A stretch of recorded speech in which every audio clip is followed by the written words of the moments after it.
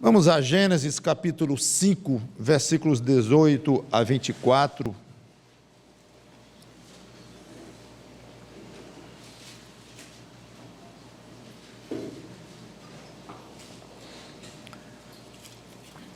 Gênesis 5, 18 a 24. O título da pregação é Ele andou com Deus. E você? Parte primeira de duas. Então, pretendo pregar uma segunda mensagem, terminando esta, o mesmo assunto. Gênesis 5. Mas antes disto, deixe-me ler aqui o versículo 8 de Gênesis 5. Todos os dias de Sete foram 912 anos e morreu. 11. Todos os dias de Enos foram 905 anos e morreu. 14. Todos os dias de Cainã foram 910 anos e morreu. 17. Todos os dias de Malaleel foram 895 anos e morreu. 18. Jared viveu 162 anos e gerou Enoque. Depois que gerou Enoque, viveu Jared 800 anos e teve filhos e filhas. Todos os dias de Jared foram 962 anos e morreu. Enoque viveu 65 anos e gerou a Metusalém. Andou Enoque com Deus e depois gerou a Metusalém. Viveu 300 anos e teve filhos e filhas. Todos os dias de Enoque foram 365 anos e morreu. Vamos orar. Santo Deus, nosso bom Pai, obrigado pela Tua palavra, que o Teu Espírito Santo nos ajude a tirar lições práticas para as nossas vidas, olhando para a vida deste homem que andou contigo, Enoque. Em nome do Senhor Jesus Cristo. Amém. Então, voltando ao versículo 23, todos os dias de Enoque foram 365 anos. Em vez de e morreu, temos o versículo 24. Andou Enoque com Deus e já não era, porque Deus o tomou para si. O que significa o tomou para si e já não era? Há todo tipo de explicação, eu não vou nem entrar em detalhes, só que aí vem o autor de Hebreus, em capítulo 11, versículo 5, que eu convido vocês a chegarem lá, e tira toda e qualquer dúvida, e coloca de lado toda e qualquer explicação, que não seja a que está aqui, na Bíblia, Novo Testamento agora, Hebreus 11 e 5. Pela fé, Enoque foi trasladado para não ver a morte. Então, se há alguma dúvida quanto ao que é aquele já não era, que muitos acham que já não era como uma pessoa qualquer, ou já não era como um pecador impenitente, mas ele passou a andar com Deus no sentido de que passou a ser um homem de muita fé, um homem muito correto, então ele já não era aquele homem de antes. Mil explicações, como eu falei, mas aqui tudo vai por terra, porque diz claramente, foi trasladado para não ver a morte. Não foi achado porque Deus o trasladara, pois antes da sua trasladação, obteve testemunho de Deus, certamente, agradado a Deus. Vocês viram a repetição até monótona da expressão dos antecedentes de Enoque, e morreu, e morreu, e morreu. Totalmente coerente com o que Deus dissera a Abraão: se pecar, morre. Já explicamos isso detalhadamente alguns meses atrás. Se pecar, volta ao pó. E foi exatamente o que aconteceu. Então, não deve ser surpresa para ninguém o relatório de e morreu, e morreu, e morreu. Tudo muito, eu vou dizer natural, mas natural dentro do contexto que Deus tinha dito que ia ser assim. Não natural no sentido de que o homem nasceu para morrer, ou foi criado para morrer, melhor dizendo. Não foi. Mas ele pecou, desobedeceu, então agora então você vai morrer, vai voltar ao pó, e assim foi. Mas, de vez em quando, Deus interfere de uma forma tal que ele desconcerta esta raçazinha arrogante chamada raça humana que pensa que é grande coisa. E de vez em quando Deus faz algo na contramão do que ele mesmo disse que ia fazer, para mostrar que ele é absolutamente soberano.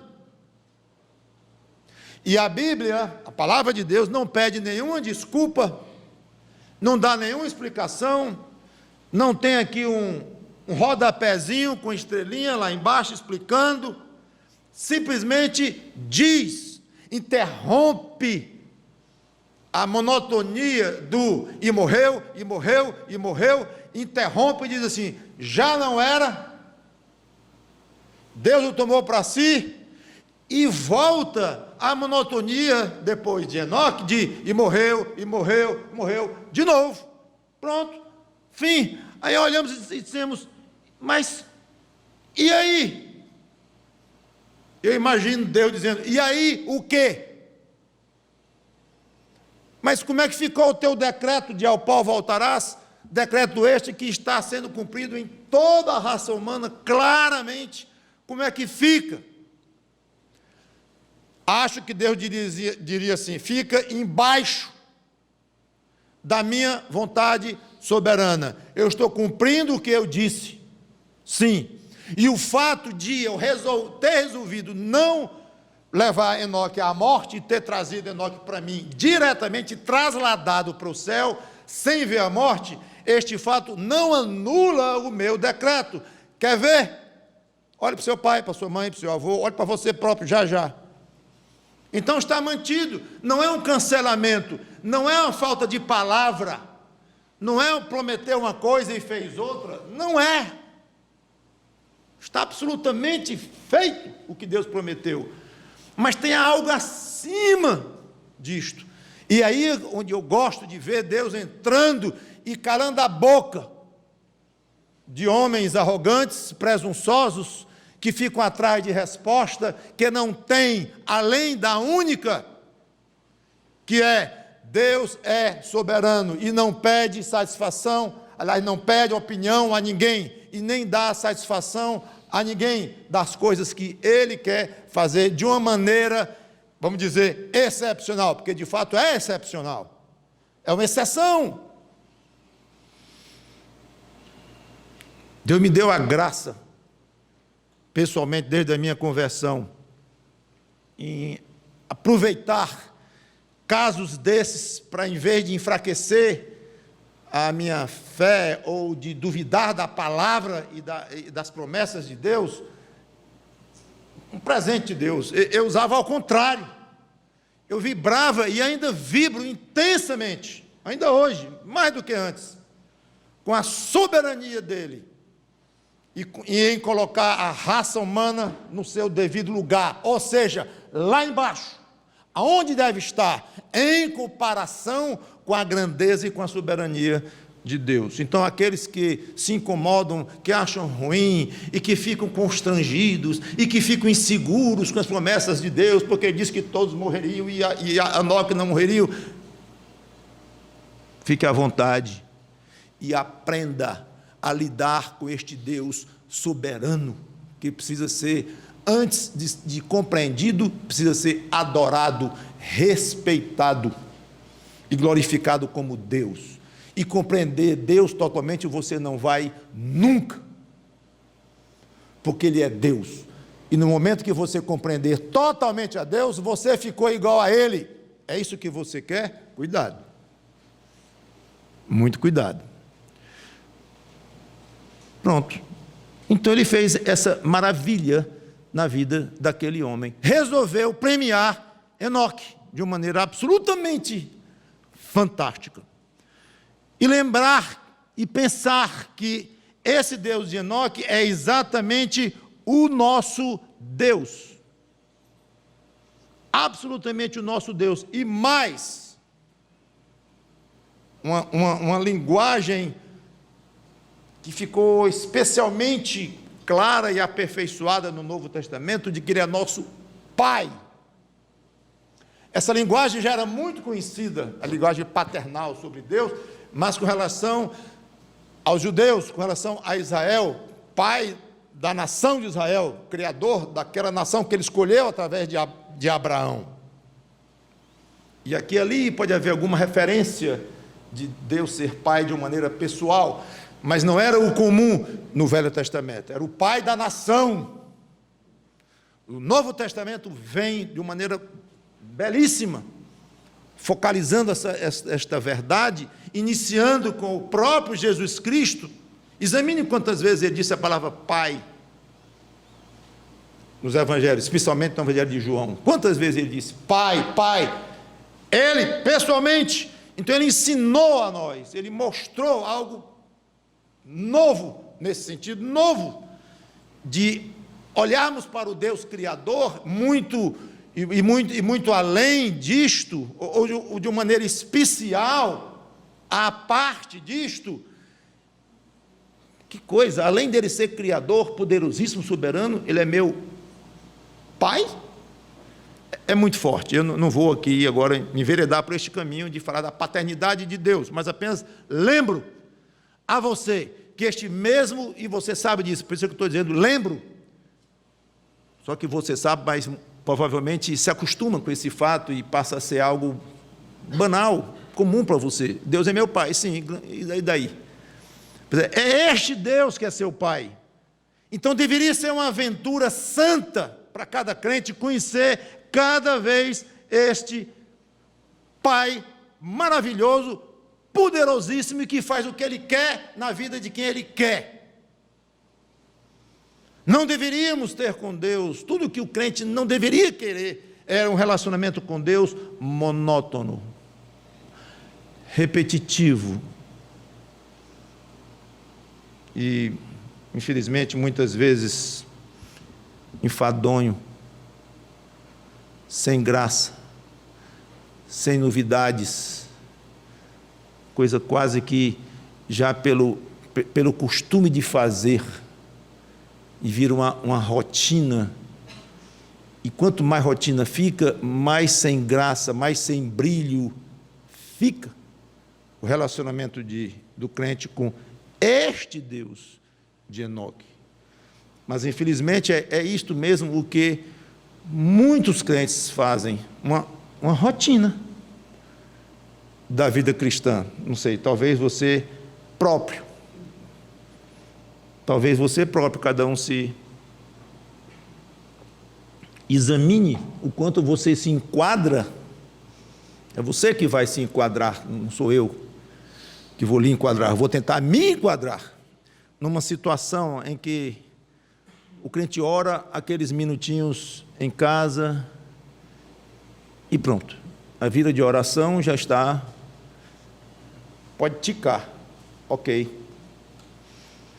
Aí vai aos cultos, se não tiver gripado, se não tiver um trabalho da faculdade, se não tiver um trabalho da empresa, se não tiver uma viagem, qualquer coisinha, já não vai mais, porque o culto virou uma rotina a mais na sua agenda de compromissos, e por muito pouco você consideraria um compromisso religioso. Aí seria uma lástima, se é assim que você considera vir aos cultos. Mas pela maneira como muitos encaram o ir aos cultos, parece que é exatamente assim que pensam, é mais uma rotina na sua agenda semanal e aos cultos. Talvez um culto seja suficiente, porque eu aprendi desde criança que uma vez por semana, pode escolher de manhã, pode escolher de noite, eu vou prestar lá a minha obrigação religiosa.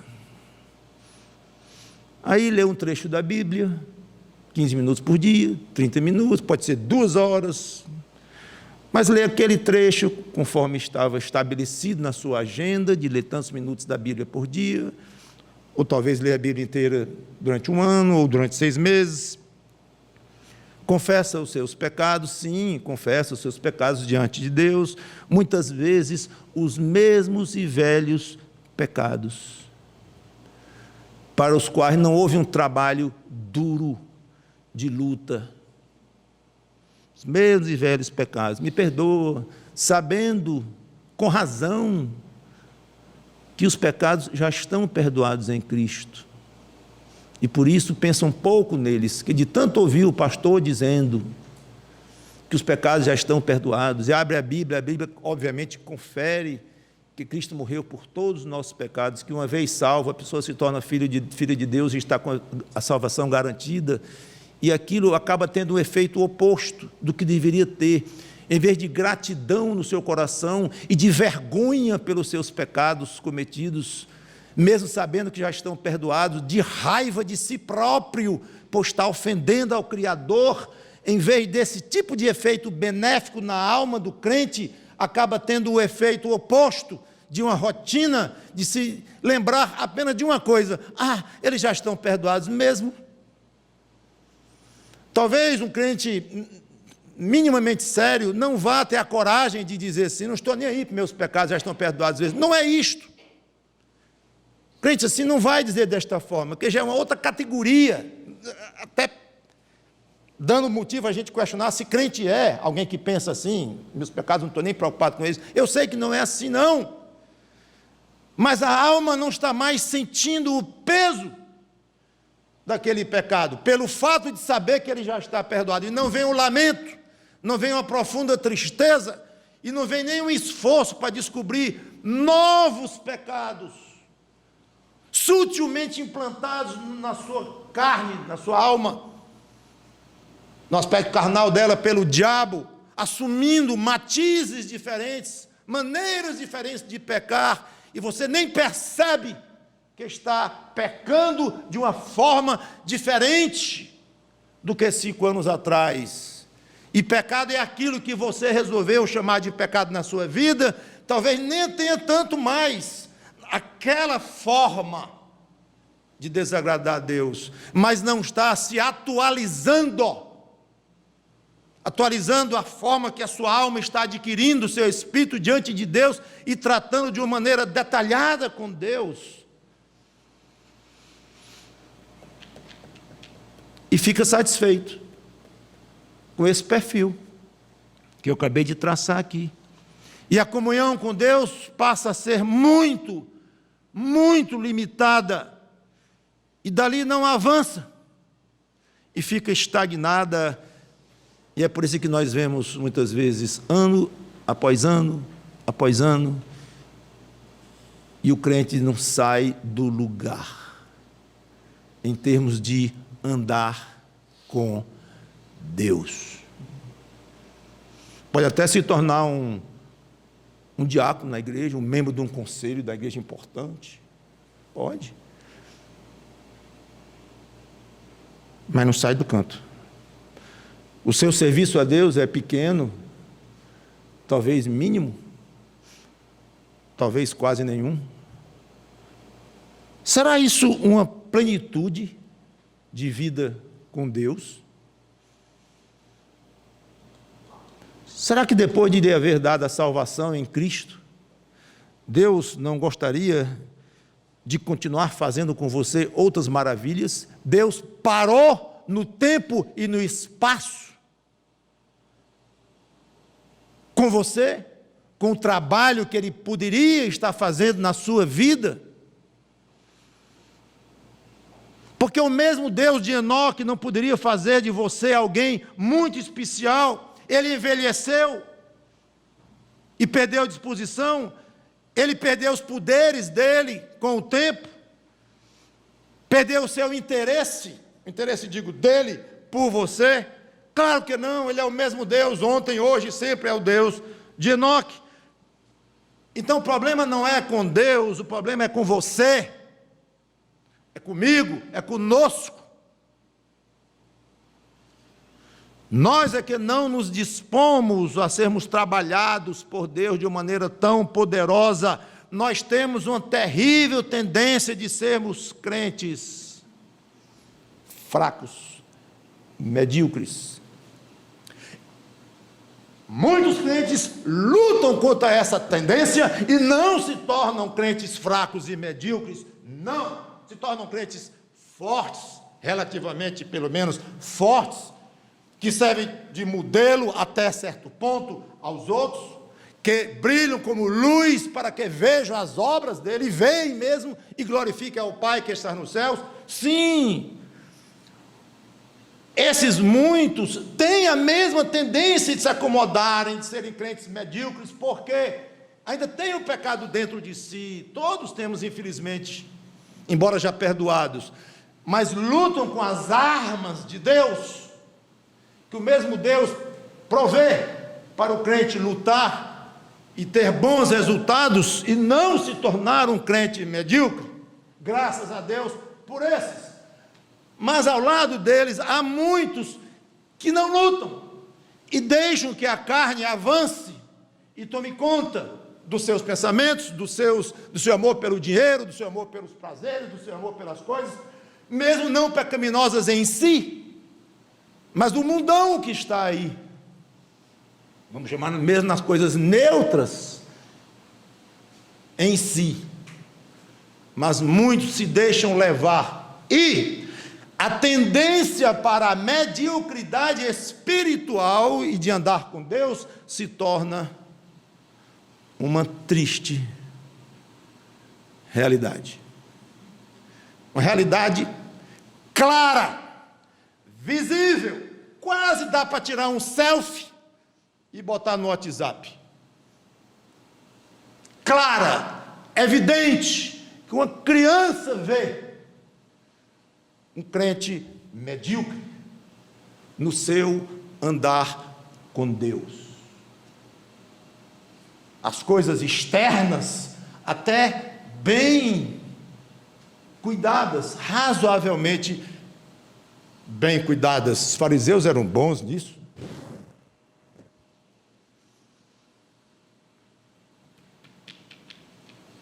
Uma grande prova de mediocridade espiritual é ser acomodado e achar que Deus é quem está acomodado,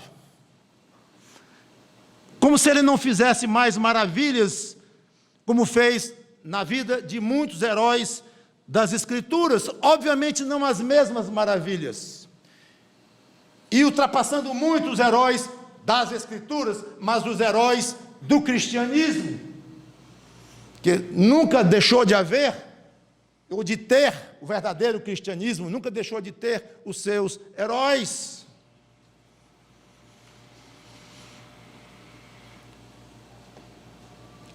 Todo crente, eu acho, deveria ler uma história dessa como Enoque,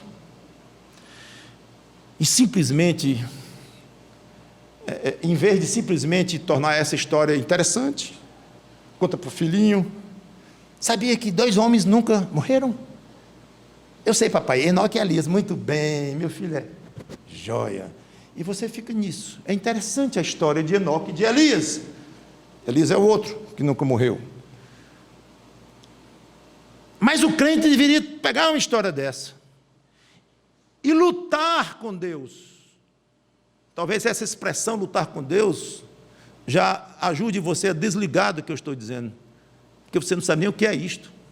Não sei. Eu disse, cada um se enquadre. Lutar com Deus?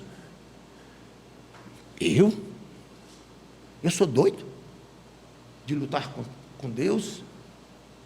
Não, pastor, confundiu as coisas. Diz que Enoque andou com Deus. Mas eu não tenho mais tempo, vou ter que encerrar já, vou ter mais tempo de explicar o que é lutar com Deus em oração, colocando diante de Deus: Senhor, eu sou um homem, uma mulher, uma moça, uma senhora dividido, porque eu tenho dentro de mim uma vontade muito grande de te agradar, porque eu sou crente, de fato eu sou crente, mas ao mesmo tempo eu tenho uma tendência de ser muito fraco, medíocre na minha espiritualidade, na minha vida contigo. Me ajuda nisto. Isso é luta. Orar é uma luta. Senhor, eu gostaria tanto de ser abençoado como Enoque, tanto de ser abençoado como Enoque, como Jacó. Eu não saio daqui enquanto não for abençoado, lutando contra o próprio Deus, numa forma corpórea, como um anjo. Não te largo enquanto eu não for abençoado. Senhor Deus, eu não vou deixar de orar enquanto eu não for abençoado como Enoque.